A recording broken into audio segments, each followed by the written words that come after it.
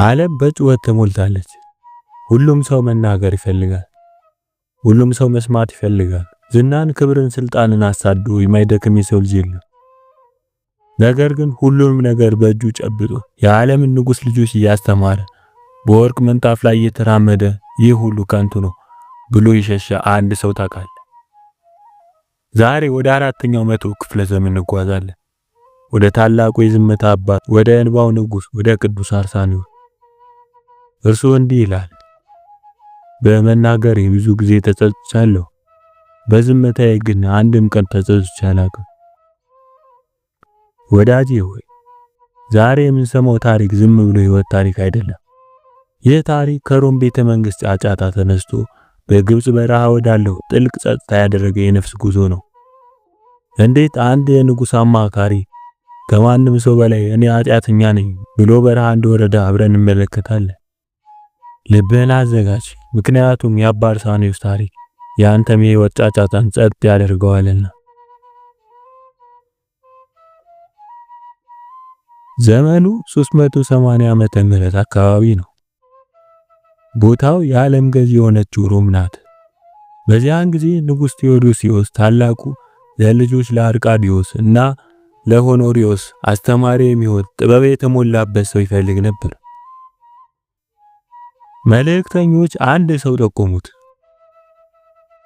ንጉሥ ሆይ በሮም ከተማ እንደ አርሳኒዮስ ያለ ጠቢብ ፈላስፋና እግዚአብሔርን የሚፈራ ሰው የለም። ግሪከኛ ያውቃል፣ ላቲን ያውቃል፣ የቤተክርስቲያን ሚስጥር ጠንቅቆ ያውቃል። አርሳኒዮስ በዚያን ጊዜ ዲያቆን ነበር። ነገር ግን ዕውቀቱ ከፈላስፋዎች ይልቅ ነበር። ንጉሱም ወደ ቤተ መንግስት አስመጣው። የልጆች አባትና መምህር ትሆናለህ አለው። አርሳኒዮስ በቤተ መንግስት ውስጥ ትልቅ ክብር አገኘ። ወርቅ የተለበጠ ልብስ ይለብሳል። በወርቅ ዙፋን ላይ ይቀመጣል። በፊቱ መኳንንቱ ሁሉ ይንቀጠቀጡ ነበር። የንጉሱ ልጆች ሳይቀሩ በፊቱ የሚቆሙት በፍርሃት ነበር። ዓለም በእግሩ ስር ነበረች። የፈለገውን መብላት፣ የፈለገውን መጠጣት፣ በፈለገው ሰረገላ መሄድ ይችላል። ነገር ግን አርሳኒዮስ ደስተኛ አልነበር። በዙሪያው ያለው ወርቅ ለነፍሱ ጨለማ ሆነበት። የመኳንንቱ ሽርጉድ ለጆሮ ጩኸት ሆነበት። ማታ ማታ ብቻውን ሆኖ ውድ ልብሱን አውልቆ ወደ ሰማይ እያየ ያለቅስ ነበር። ጌታ ሆይ ይህ ዓለም እያጠፋኝ ነው። እኔ የአንተን መንግስት እንጂ የቴዎዶሲዮስን መንግስት አልፈልግም። እንዴት ልዳን? ወዳጄ እስቲ ራስህን ጠይቅ። ዛሬ የምንሮጥለት ሀብትና ክብር በእርግጥ ሰላም ይሰጣልን? አርሳኒዮስ ሁሉንም ይዞት ነበር፣ ግን ባዶ ነበር። አንድ ቀን አርሳኒዮስ በቤተ መንግስቱ ውስጥ ሆኖ እጆቹን ወደ ሰማይ ዘርግቶ በታላቅ ጭንቀት ጸለየ። ጌታ ሆይ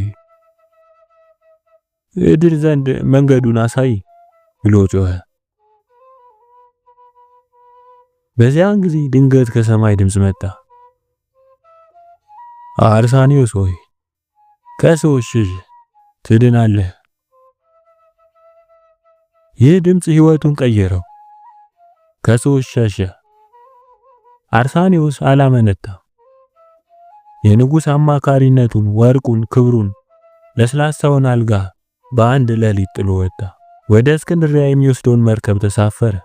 ወዴት? ወደ ግብጽ በረሃ፣ ወደ አስቄጥስ። ያ በወርቅ ወንበር ላይ ይቀመጥ የነበረ ሰው አሁን በባዶ እግሩ በጋለ አሸዋ ላይ መሄድ ጀመረ። ያ የንጉስ ልጆች ያዝ የነበረ ሰው አሁን አንድ ተራዳ ለብቻው መኖርን መረጠ። ወደ አስቄጥስ ገዳም ሲገባ አባቶች አላወቁት። ማን ነህ አሉት። እኔ አርሳኒዮስ ነኝ፣ መነኩሴ ሁኜ ልድን መጣሁ። አበምኔቱ አባ ዮሐንስ አጺር የአርሳኒዮስን ትሕትና ሊፈትን ወደዱ። አባቶች ሁሉ ምሳ ሊበሉ ተቀምጠዋል። አባ ዮሐንስ ለአርሳኒዮስ ወንበር አልሰጡትም። ሁሉም ሲበሉ እርሱ ቆመ። በመጨረሻም አባ ዮሐንስ አንድ የደረቀ ቂጣ መሬት ላይ ወረወሩለት። ከፈለክ ያንን ብላ። አርሳኒዮስ ምን አደረገ? በጉልበቱ መሬት ላይ ተንበረከከ። እንደ እንስሳ በአፉ ያንን ቂጣ ከመሬት አንስቶ በላ። አባ ዮሐንስ ይህንን ሲያዩ አለቀሱ። ይህ ሰው በእውነት ታላቅ መነኩሴ ይሆናል።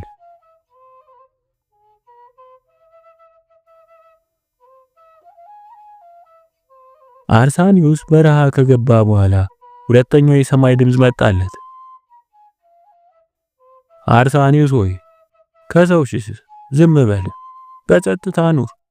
እነዚህ የኃጢአት አለመስራት መሰረቶች ናቸውና። እዚህ ጋር አንድ አስደናቂ ታሪክ አለ። አርሳኒዮስ በሮም ጥበብ በግሪክ ፍልስፍና የተራቀቀ ሊቅ ነው። ነገር ግን በገዳሙ ውስጥ አንድ ምንም ትምህርት የሌለው ግብፃዊ ገበሬ የነበረ መነኩሴን ጠርቶ ስለ መንፈሳዊ ሕይወት ይጠይቀው ነበር። ሌላው መነኩሴ አይቶት ጠየቀው፣ አባ አርሳኒዮስ አንተ የሮምና የግሪክን ጥበብ የተካንክ ነህ፣ እንዴት ይህን ተራ ገበሬ ምክር ትጠይቃለህ? አባ አርሳኒዮስ መለሰ፣ የሮምንና የግሪክን ቋንቋ አውቃለሁ፣ ነገር ግን የዚህን ገበሬ ፊደል ገና አልተማርኩም። ወዳጄ እውነተኛው ጥበብ ያለው በትምህርት ቤት ወንበር ላይ ሳይሆን በተሰበረ ልብና በንጹህ ሕሊና ውስጥ ነው። አርሳኒዮስ ዓለማዊ ዕውቀቱን እንደ ቆሻሻ ቆጥሮ መንፈሳዊን ፊደል ከባዶ መማር ጀመረ። አባ አርሳኒዮስ በባቱ እያለ አጋንንት መጠው ያውቁት ነበር። ከባቱ ደስ ሲደርሱ እንዲህ እያለ ሲጸልይ ሰሙት። እግዚአብሔር ሆይ አትተወኝ፣ በፊት መልካም የሚሆን ምንም ምግባር የለኝም። ነገር ግን ስለ ቸርነት ስትል መልካምን ነገር እንዴት እንደሚጀምረው ግለጥልኝ። አባ አርሳኒዮስ እንዲህ ብሎ ነበር፣ እግዚአብሔርን ከፈለግነው ራሱን ይገልጥልናል። አጥብቀን ከያዝነውም ከኛ ጋር አብሮ ይኖራል። አባ ማርቆስ አባ አርሳኒዮስን ለምን ከኛ ትርቃለህ ሲል ጠየቀው። አባ አርሳኒዮስም እንደምወዳችሁ እግዚአብሔር ያውቃል፣ ነገር ግን ከሰዎችም ከእግዚአብሔርም ጋር በአንድ ላይ መኖር አልችልም። እልፍ አእላፋት መላእክት በአንድ ቦታ ቢኖሩም ሐሳባቸው ግን አንድ ነው። ሰዎች ግን ሐሳባቸው በቁጥራቸው ልክ ብዙ ነው። ስለሆነም ከሰው ጋር ለመኖር ስል እግዚአብሔርን መተው አልሻም። በተጋድሎ ውስጥ ለሚገኝ መነኩሴ የአንድ ሰዓት እንቅልፍ በቂ ነው። አባ ዳዊት አንድ ጊዜ አርሳኒዮስ የነገራቸውን ታሪክ እንዲህ ያወጉናል። እርግጥ አባ አርሳኒዮስ ይህን ታሪክ የተናገረው ሌላ ሰው አደረገው ብሎ ነው። በእርግጥ ግን የታሪኩ ባለቤት እርሱ ራሱ ነው። አንድ አረጋዊ መነኩሴ ከባቱ ወጥቶ ሳለ የሰው ልጆችን ሥራ አሳይ ዘንድና የሚል ድምጽ ሰማ። እርሱም ከባቱ ወጥቶ የጠራውን ድምጽ ተከትሎ ተጓዘ። ያ ድምጽ ወደ አንድ ቦታ ደረሰውና አንድ ኢትዮጵያዊ እንጨት እየፈለጠ ሲከምር አሳየው።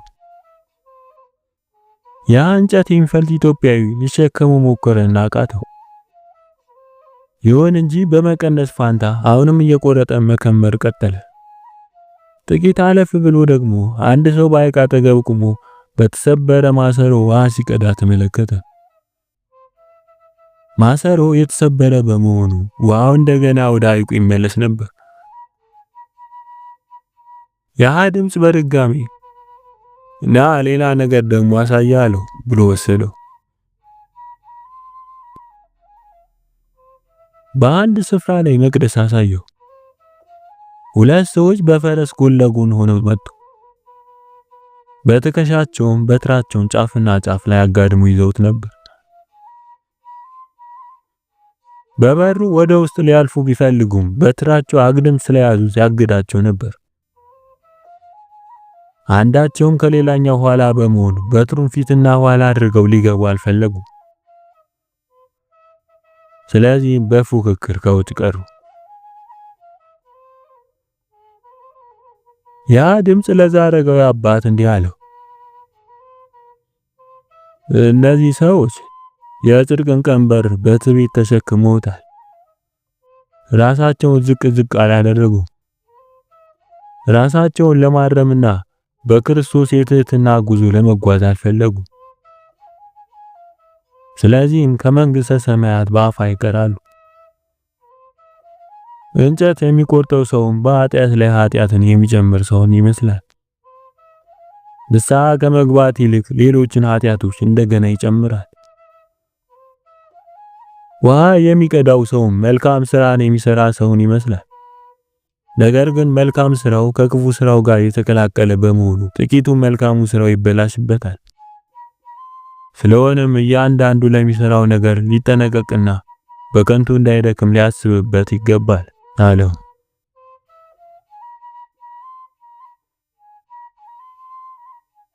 የአባ አርሳኒዮስ ሕይወት ታሪክ ብቻ አይደለም፣ ትምህርት ቤት ነው። ሲያባቶች በመጽሐፈ መነኮሳት ላይ የመዘገቡልንን የእርሱን ድንቅ የጥበብ ንግግሮች እንመልከት።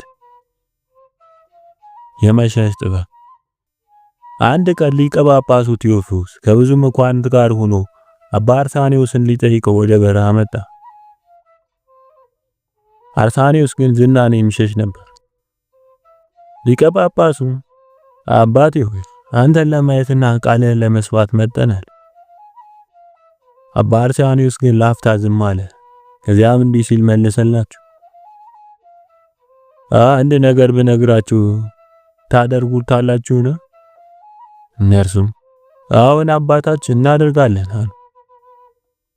አባ አርሳኒዮስም እንዲህ አላቸው፣ እንግዲያውስ አርሳኒዮስ እዚህ ቦታ አለ ከተባለ ወደዛ ቦታ አትሄዱ። አርሳኒዮስን ካያችሁት ወደ እርሱ አትጠጉ። የባቄላው ሚስጥር። ሌላ ጊዜ ደግሞ አባ አርሳኒዮስ በቤተ መንግሥት ሳለ ይለብሰው የነበረውን የቅንጦት ኑሮ የሚያውቁ ሰዎች በገዳም ውስጥ የቀቀለውን ባቄላ ሲበላዩት፣ ባቄላው ግን ተበላሽቶ ይሸት ነበር። አንድ ወንድም ጠየቀው፣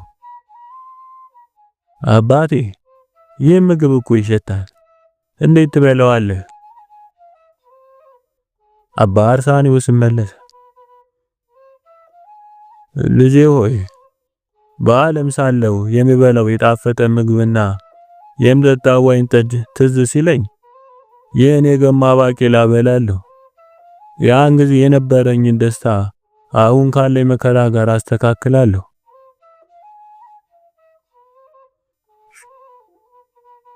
ለምን መጣ? አባ አርሳኒዮስ በግራም ቆይታው ሰይጣን ሲፈትነው ወይም በሐሳቡ ሲበተን ራሱን የሚጠይቃት አንዲት አጭር ጥያቄ ነበረች። ሁል ጊዜ ጠዋት ሲነሳ ማታም ሲተኛ እንዲህ ይል ነበር፣ አርሳኒዮስ ሆይ ለምን ወደዚህ መጣ? አርሳኒዮስ ሆይ ለምን ወደዚህ መጣ? እርሱ ራሱን እንዲህ ብሎ ይመልሳል፣ የመጣሁት ለመብላት አይደለም፣ ለመጠጣት አይደለም፣ ለመተኛት አይደለም። የመጣሁት ከኃጢአት ለመዳንና ክርስቶስን ለማግኘት ነው። ስለዚህ አርሳኒዮስ ሆይ ተነስና ስራን ስራ።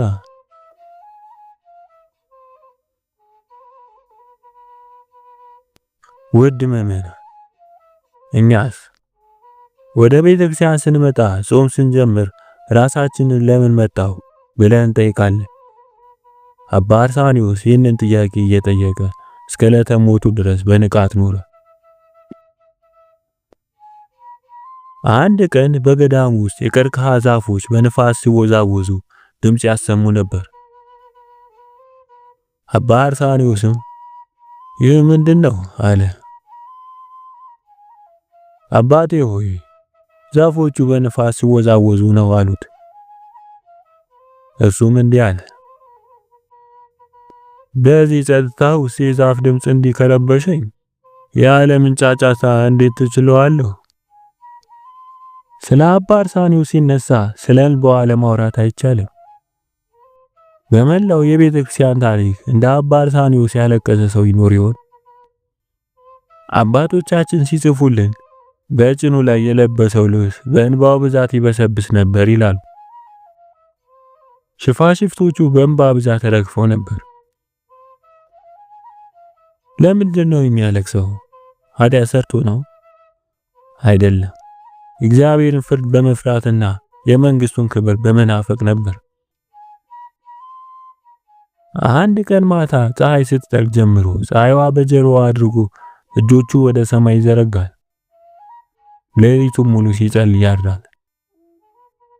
ጠዋት ፀሐይ ስትወጣና ፊቱን ስትመታው ብቻ እጆቹን ያወርዳል። ሌሊቱን ሙሉ ያለ እንቅልፍ። ሰይጣናት ይፈትኑት ነበር። የድሮን የቤተ መንግስት ቅንጦት እያሳዩ ያታልሉት ነበር። አርሳኒዮስ ሆይ ለምን ትሰቃያለህ? ያ ሁሉ ክብር አለ እኮ ይሉት ነበር። እርሱ ግን እኔ የመጣሁት ለክርስቶስ ነው እያለ በእንባ ያጥባቸው ነበር። ባሉ ጅቦች ወይም አራዊት በዙሪያው ሲጮሁ እርሱ ግን ዝምታውን አይሰብርም ነበር። በሰው ላይ ከመታመን በፈጣሪው ላይ መታመን መርጧልና። የአባ አርሳኒዮስ የመጨረሻ ሰዓት ደረሰ። በሞት አልጋ ላይ ተኛ። ደቀ መዛሙርቱ ሲያዩት ያ ታላቅ አባት ይንቀጠቀጥ ነበር፣ ያለቅስ ነበር። ደቀ መዛሙርቱ ደነገጡ። አባታችን ሆይ አንተም ትፈራለህን? አሉት። አባ አርሳኒዮስም በእንባ መለሰ፣ አዎን ልጆቹ ሆይ ይህ ፍርሃት በረሃ ከመጣሁበት ቀን ጀምሮ እስከ ዛሬ ከኔ ጋር አለ። በእግዚአብሔር ፊት መቆም ያስፈራል። ይህንን ተናግሮ ያ የዝምታ ንጉሥ፣ ያ የእንባ አባት ነፍሱን በሰላም ለፈጣሪ ሰጠ። ቅዱሳን መላእክት ነፍሱን በክብር አሳረጓት። የተወደዳችሁ ምዕመናን ከአባ አርሳኒዮስ ምን እንማራለን? ከጩኸት ሽሹ። በዚህ ዘመን ስልክ፣ ኢንተርኔት፣ ወሬ በበዛበት ዓለም ነፍሳችን የምታርፍበት የዝምታ ጊዜ ያስፈልጋል። ሁለት ትህትና። የቱንም ያህል ብትማሩ፣ የቱንም ያህል ሀብት ቢኖራችሁ ከእግዚአብሔር ፊት ባዶ መሆናችሁን አትርሱ። ሶስት እንባ። ለኃጢአታችሁ አልቅሱ፣ እንባ ነፍስን ታጥባለች። ዛሬ እኛም እንደ ቅዱስ አርሳኒዮስ ጌታ ሆይ እንዴት ልዳን ብለን እንጠይቅ። መልሱ ያው ነው፣ ከኃጢአትሽ ዝም በል እና ጸጥ በል። በረከታቸው ይደርብን። ስለ ዝምታው አባት የሰማችሁት ለሌሎች አጋሩ። ወስብሐት ለእግዚአብሔር ወለወላዲቱ ድንግል ወለመስቀሉ ክቡር።